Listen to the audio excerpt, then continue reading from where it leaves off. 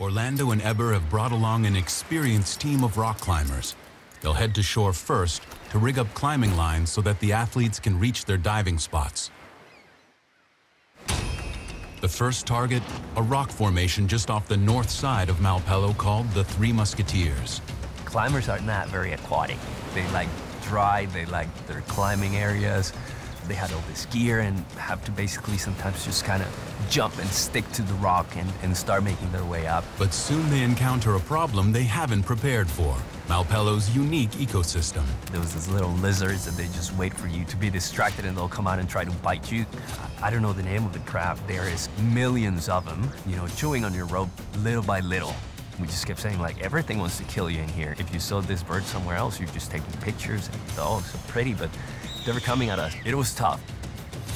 Now it was time for the divers to get on shore. You can talk about it, but just being there, you think you're out of the water and you start to climb and then this big wave rolls around, it hits you, you're back on the water, start over again. Something that would take us a couple hours in different conditions, there it will take us 6 hours.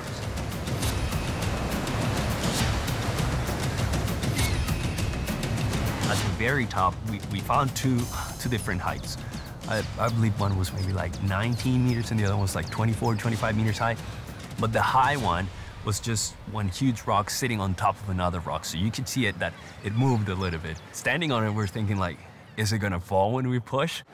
At last, Orlando is in position for his first Malpelo dive.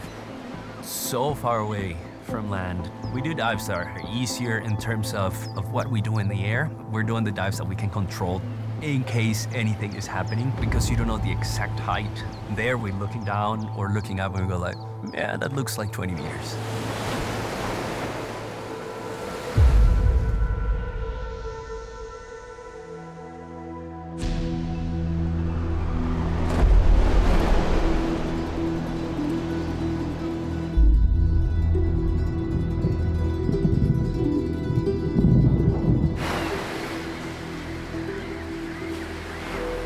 The first dive is a success, and now Orlando is eager to try another location the team has scouted.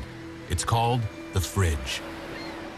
The fridge was a little bit higher. We didn't measure, but it felt like close to 27, 28 meters high. But again, the takeoff point wasn't the best. Worse still, a cavern just below the exit point roils the waters here, making them much harder for the divers to assess. It made it trickier, not just to get out of the water, but for us to do the dive. When it's just moving everywhere, you have to be more careful on your entry because you can miscalculate. And before he and Eber can dive, they face a grueling climb up some of the most jagged and heavily populated rocks on the island. You know, you have to stand sideways, one foot in front of the other, and you have to find a way to jump.